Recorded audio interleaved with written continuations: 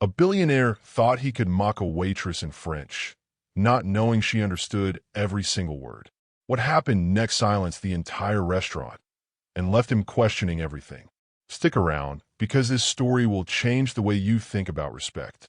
And if it moves you, don't forget to like, share, and subscribe, because stories like this deserve to be heard. Let me take you into a place. It's a warm Thursday afternoon in the heart of Austin, Texas. The city hums outside with the sound of traffic, sunshine bouncing off glass towers. But inside La Belle Maison, the world slows down. This isn't just any restaurant.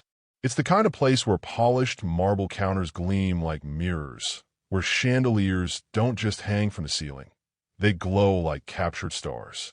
The music is soft, never loud enough to distract, only gentle enough to calm a mind.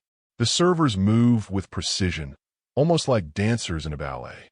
Every motion is graceful. Every step has purpose.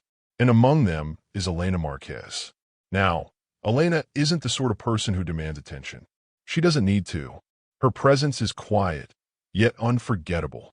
She's in her early 30s, dark hair tied back neatly, eyes steady, smile polite, but never forced. She remembers names, faces, and details about her regular customers. Little things that make people feel seen. To most, she's just a waitress. But to those who watch closely, Elena is something more, a listener, an observer, a witness. She notices people. She reads them, not just their words, but their silences. On this particular Thursday, Elena's day begins like many others, greeting guests, carrying plates, listening to small conversations that float through the air like fragments of music. But she doesn't know that by the end of her shift, one encounter will remind an entire room what dignity really means. At around 1 o'clock, the door opens, and in walks Victor Delaunay. Now, Victor is not the kind of man you miss. Everything about him screams importance. His navy blue suit is pressed so perfectly it almost shines. His gold watch catches the sunlight in sharp flashes. His shoes, Italian leather, spotless. Even the way he walks to the corner table by the window carries weight, as though he owns not only the chair he's about to sit in, but the ground beneath it. Victor Delaunay is a billionaire, a French entrepreneur in Austin for business meetings, here to expand some empire that stretches across industries most people can't even pronounce. To him, the restaurant is just a backdrop, another stage where his wealth and influence play the starring roles. Trailing behind him is a younger man, his associate. Early 30s, maybe cheaper suit, but respectful posture, eyes that dart around with nervous energy. Unlike Victor, who radiates entitlement, this man carries humility, as though he's always bracing himself for criticism. They sit down. Elena, being the professional she is, approaches with that steady grace she's known for. "Good afternoon, sir.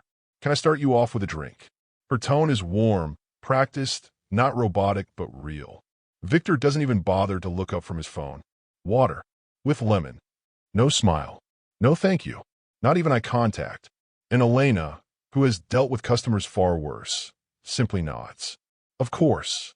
She turns and walks away. But behind her, something happens. Something small, but sharp enough to cut. Victor leans slightly toward his associate, lips curling into a smirk. In French, he mutters under his breath about Elena's appearance, dismissive, mocking. His words are smooth, dripping with superiority.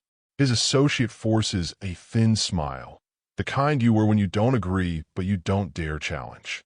To anyone else in that room, it's just a whisper in a language most don't understand.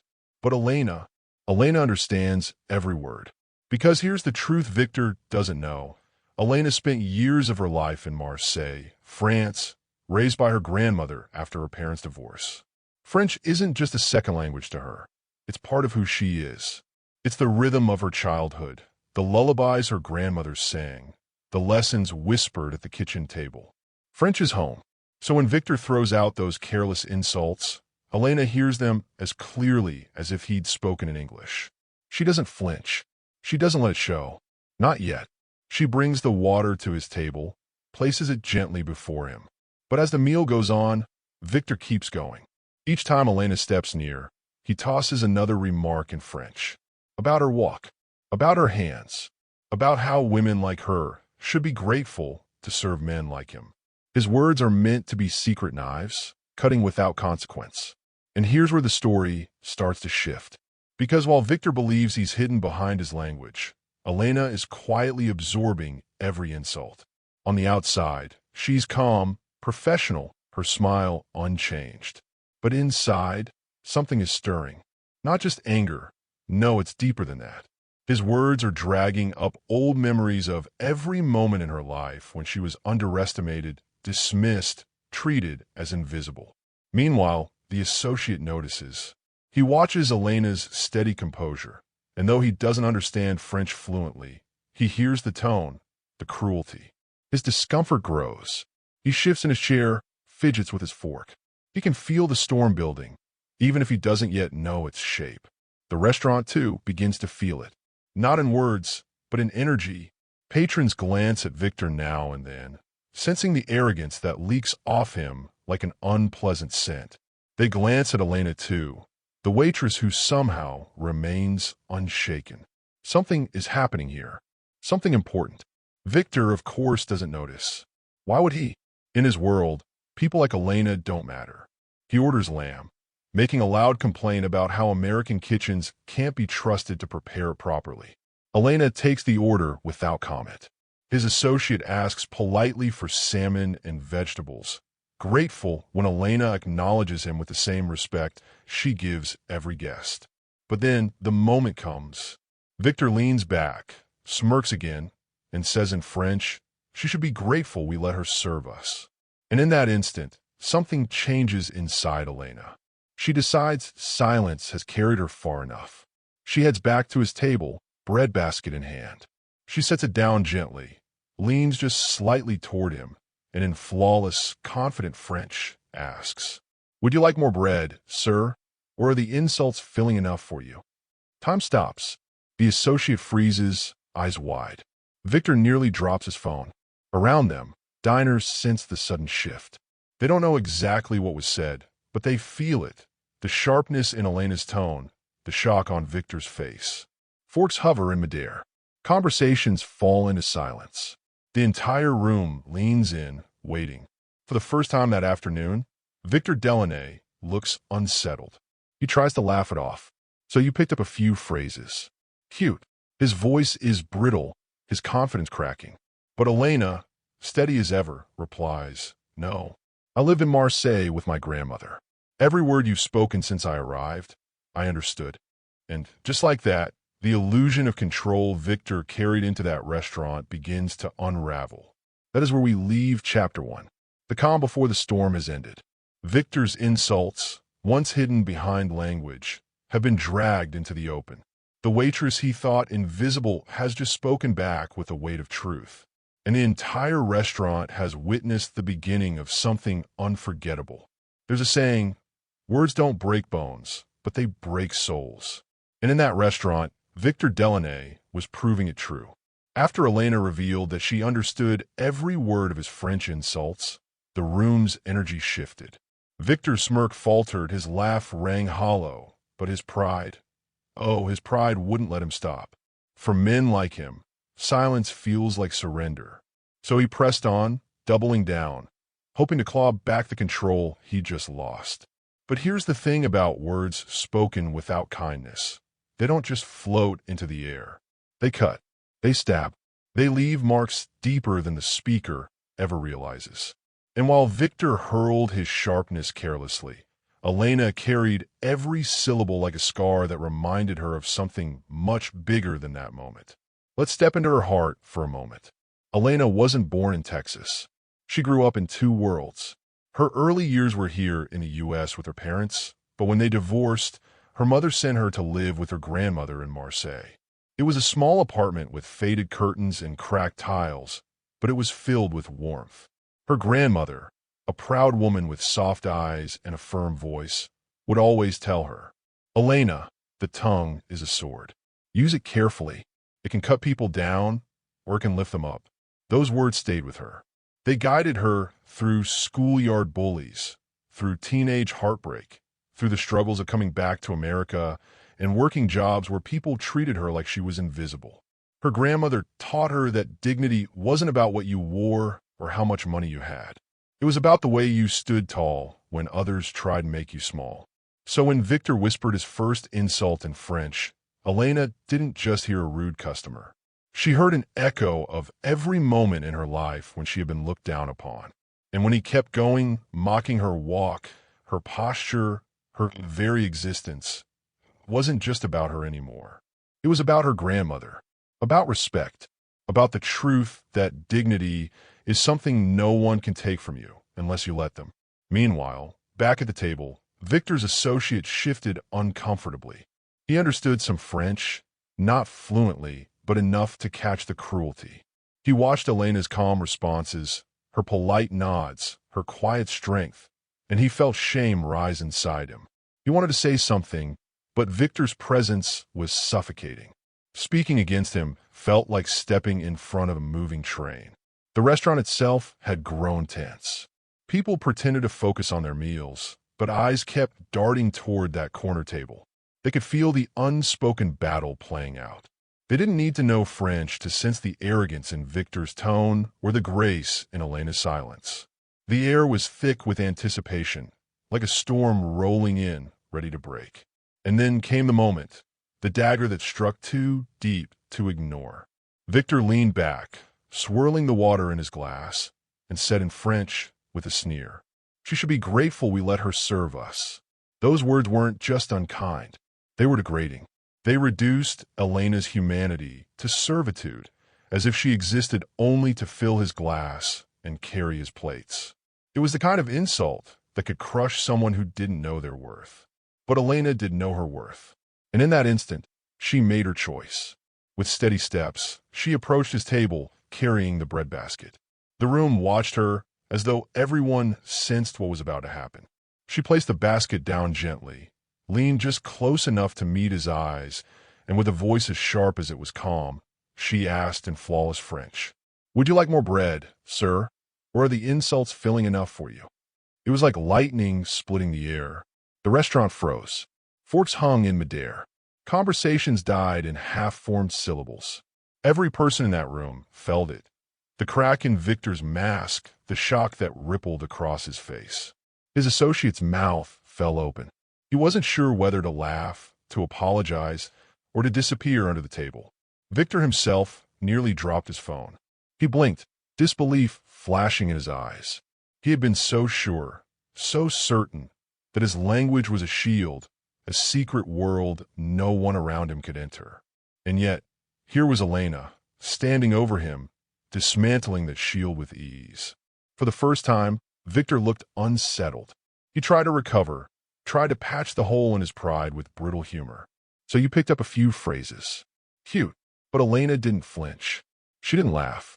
She didn't soften. Her eyes stayed steady as she replied, "No, I lived in Marseille with my grandmother. Every word you've spoken since I arrived, I understood."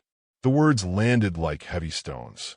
The associate leaned back, running a hand over his face, half in shock, half in admiration. Nearby diners leaned forward slightly, not understanding the French, but recognizing the shift in power. They could see it in Victor's crumbling composure, in Elena's quiet fire. And then Elena added, her voice still calm, still measured, "You assumed my uniform meant I was beneath you. But respect isn't optional. Not here, not anywhere." That's when the restaurant manager, Charles Navarro, appeared. He had been watching, sensing something brewing, and now he stepped in, not to shield Victor, but to stand by his waitress. "Is there a problem here?" Victor snapped, desperate to regain control. "Yes, your waitress is unprofessional." But Charles didn't hesitate. His tone was firm, almost protective. "She's been more professional than most would be." And just like that, the balance of the room shifted even further. The customers, wealthy, elegant, powerful in their own right, nodded subtly, some exchanging glances that said, "She's right and he's wrong."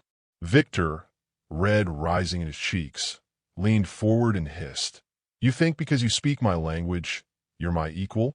Elena met his gaze, her voice steady as a blade. I don't need to think it. I know it. Language doesn't belong to you. It belongs to everyone who honors it, which you clearly don't. The word struck him harder than any shout could have.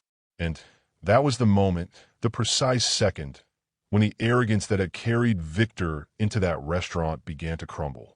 The billionaire who thought himself untouchable was suddenly the smallest man in the room. What makes this part of the story so powerful isn't just Elena's courage. It's the reminder that words, careless, cruel, dismissive words, carry weight. They reveal character more than wealth ever can. Victor thought he was using his tongue as a weapon, but in truth, it became his downfall. And Elena, with patience and dignity, turned that same weapon into her shield. Everyone in La Belle Maison saw it. Everyone felt it. And from that moment on, no one looked at Elena as just a waitress again. Because sometimes the strongest people in a room aren't the ones with the gold watches or the corner tables. Sometimes they're the ones carrying the breadbasket, standing tall when others try to make them small. And Elena, well, she had only just begun to show the depth of her strength.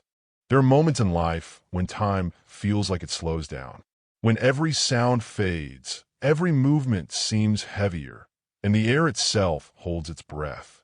That was the feeling inside La Belle Maison after Elena spoke those sharp, perfect words in French. The billionaire who had walked into the restaurant so sure of himself, so untouchable, now sat stiff in his chair, eyes narrowed but uncertain. His phone rested uselessly on the table. His gold watch glinted in the sunlight, but even that shimmer seemed smaller now. The mask of superiority he wore so easily had cracked, and the entire room had seen it happen. Victor Delaunay was no longer just a wealthy man enjoying a meal. He was a man exposed. He tried to regain ground, tried to claw back the power slipping from him. He leaned forward, voice low but sharp. You think because you know a few words, you can challenge me? You're nothing but a waitress. The words carried venom, but the impact was weak, almost desperate. And Elena, calm as ever, replied, I'm not challenging you. I'm reminding you. Respect isn't optional. The simplicity of her words made them even heavier. She didn't need to raise her voice. She didn't need to insult him back.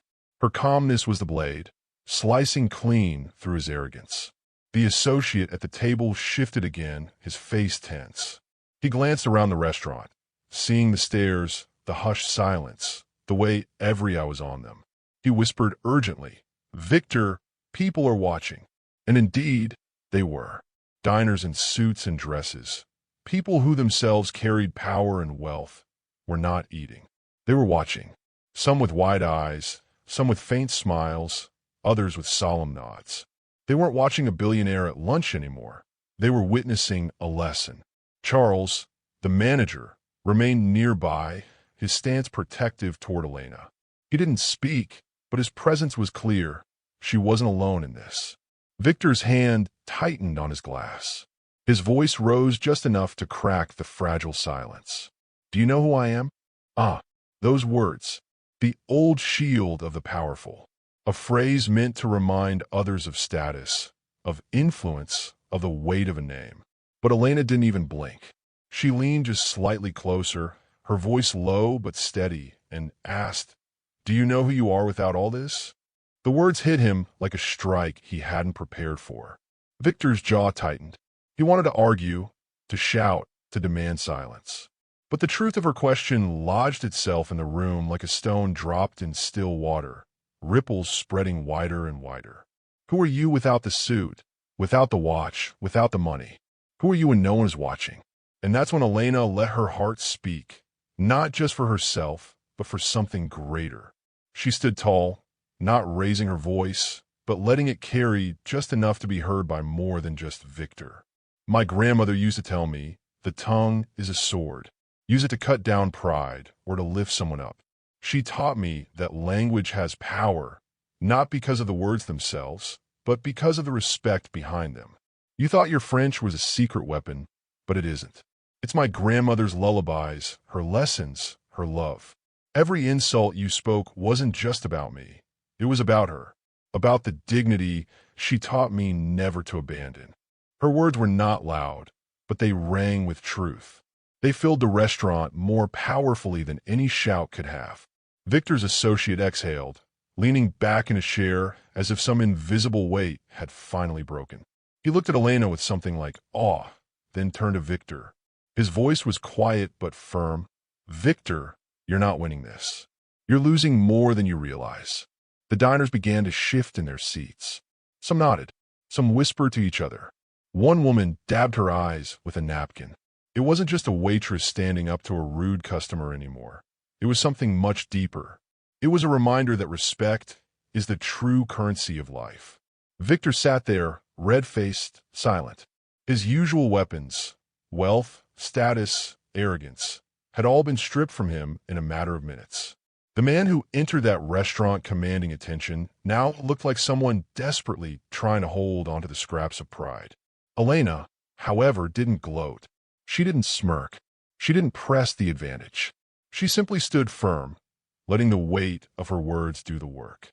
The silence stretched, and in that silence, something remarkable happened. The entire restaurant began to feel united, as though they were sharing the same heartbeat.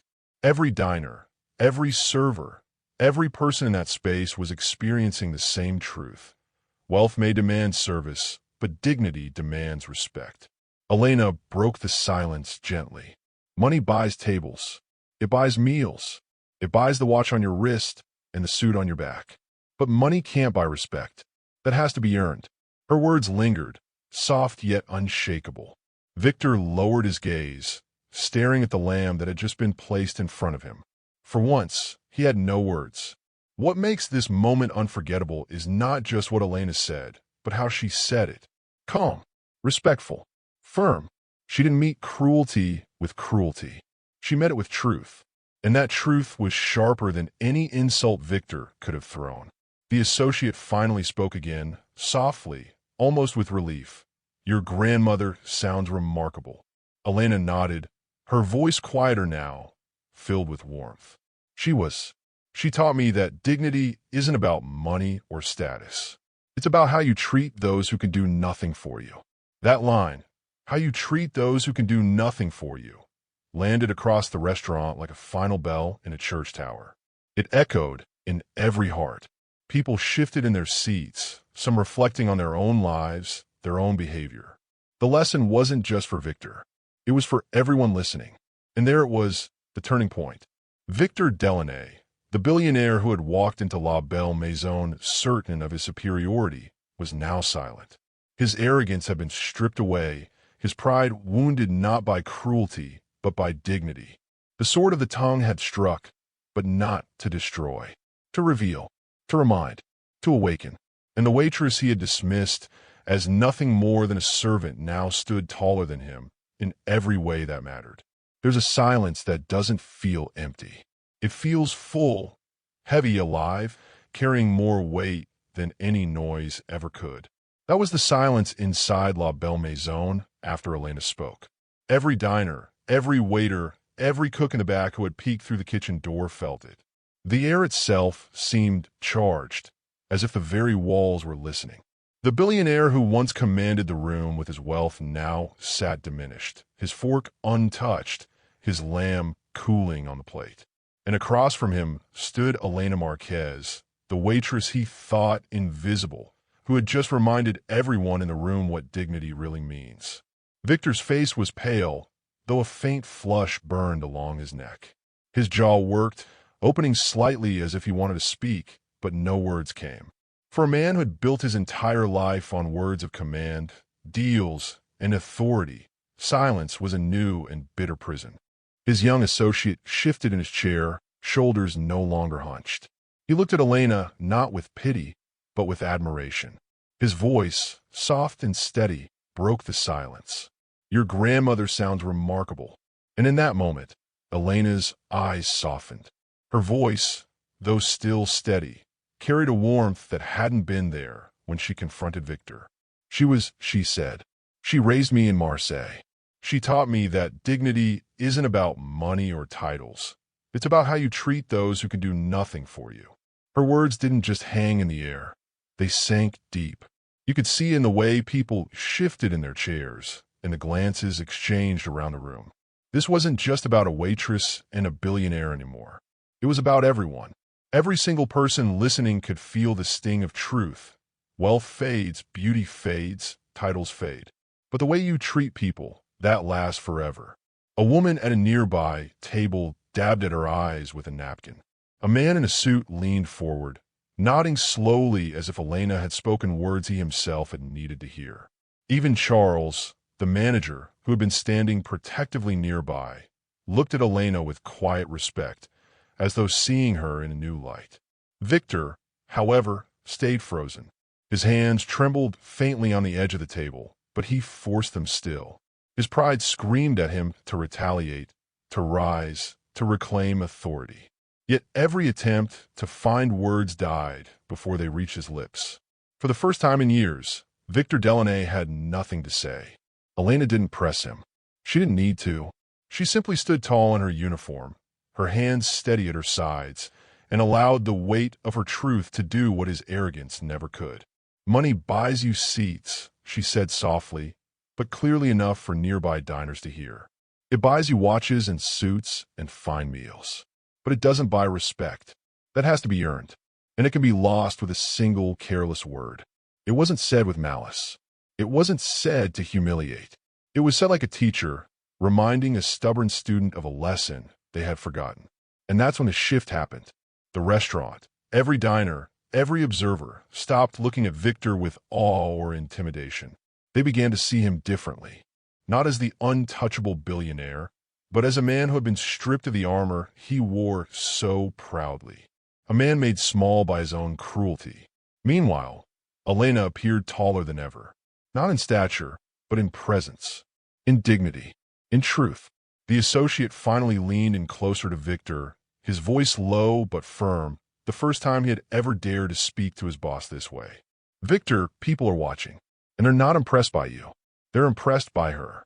Victor flinched, as if those words cut deeper than any of Elena's. He gripped his fork, but instead of eating, he set it down. His reflection stared back at him from the polished silver, and for the first time in a long while, he didn't like the man he saw. Elena, sensing the storm inside him, didn't gloat. She didn't smirk or twist the knife.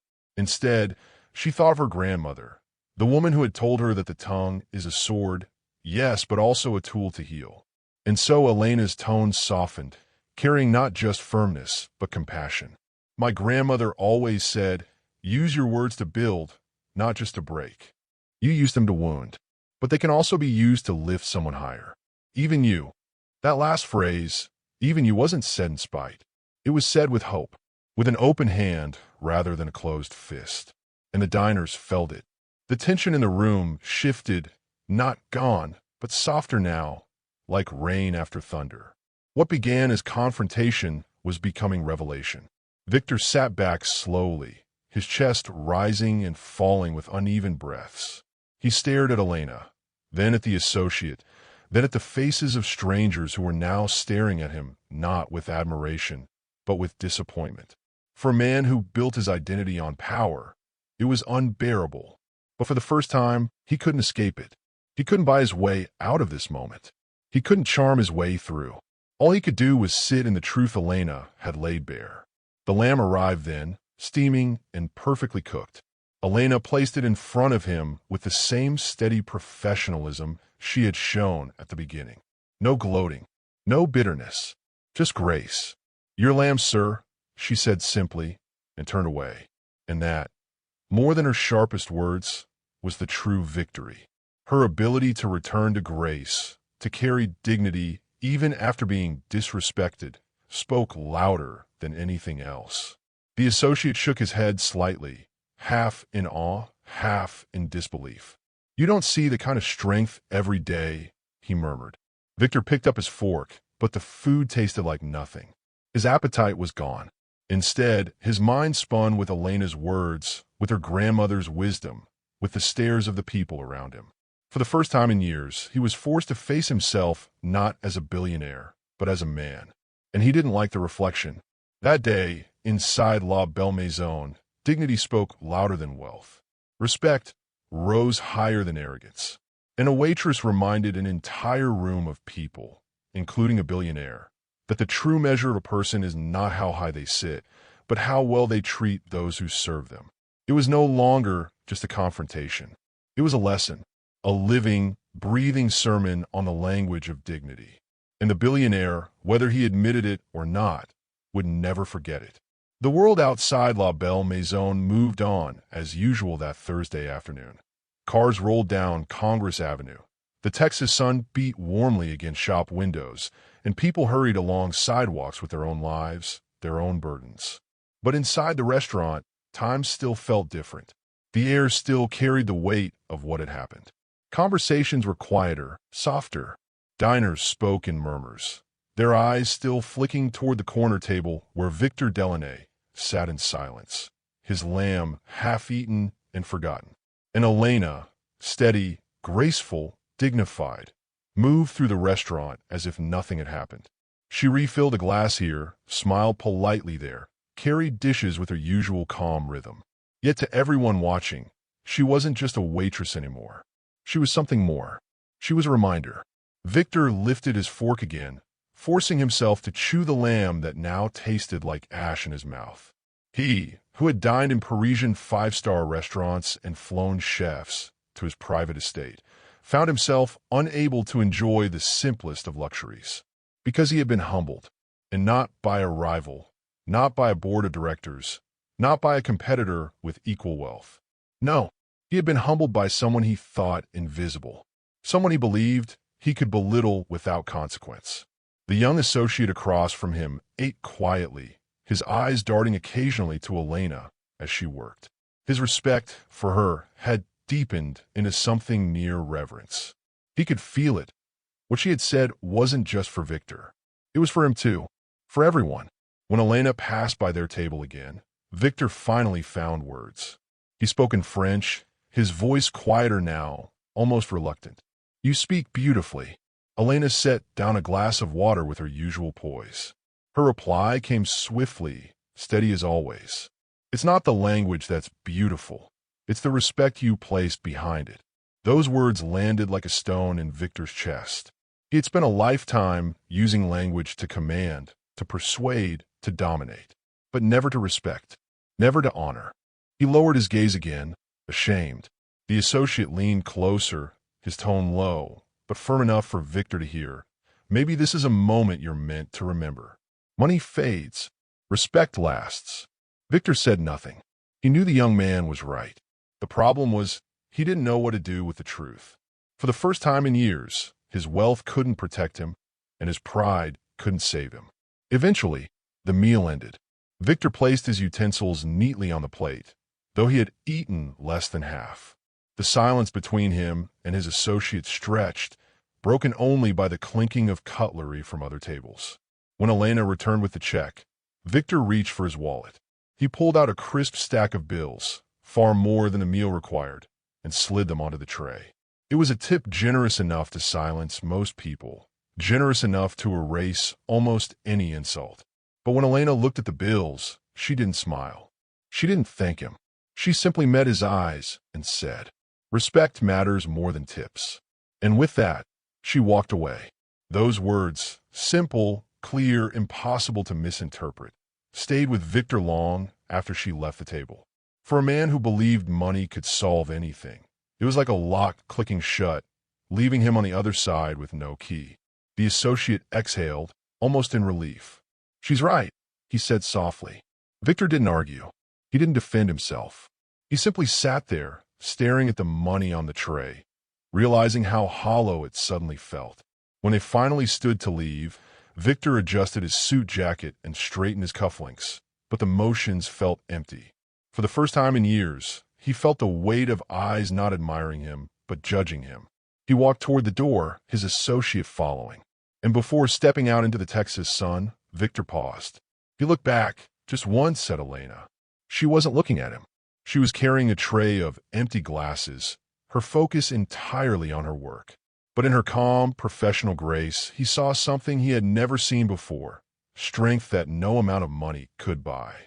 He gave a small, almost reluctant nod to himself, then pushed open the door and walked out. The restaurant seemed to exhale as the door closed behind him. The tension lifted, conversations resumed, and laughter slowly returned. Yet something lingered, an unspoken understanding that they had all just witnessed something important. Charles, the manager, approached Elena with a quiet smile. "Handle like a pro," he said softly. Elena returned the smile, faint but genuine. "Just did my job," she replied. But everyone in that room knew she had done far more than her job. She had delivered a lesson, a reminder that dignity, not money, defines a person. Later that evening, when the dinner crowd filled the restaurant and the incident had faded into memory, a few diners who had been present earlier still carried the weight of Elena's words. They told their friends. They whispered to their partners. And in small, subtle ways, the story began to spread. Not because of the billionaire, but because of the waitress. Victor, meanwhile, rode back to his hotel in silence.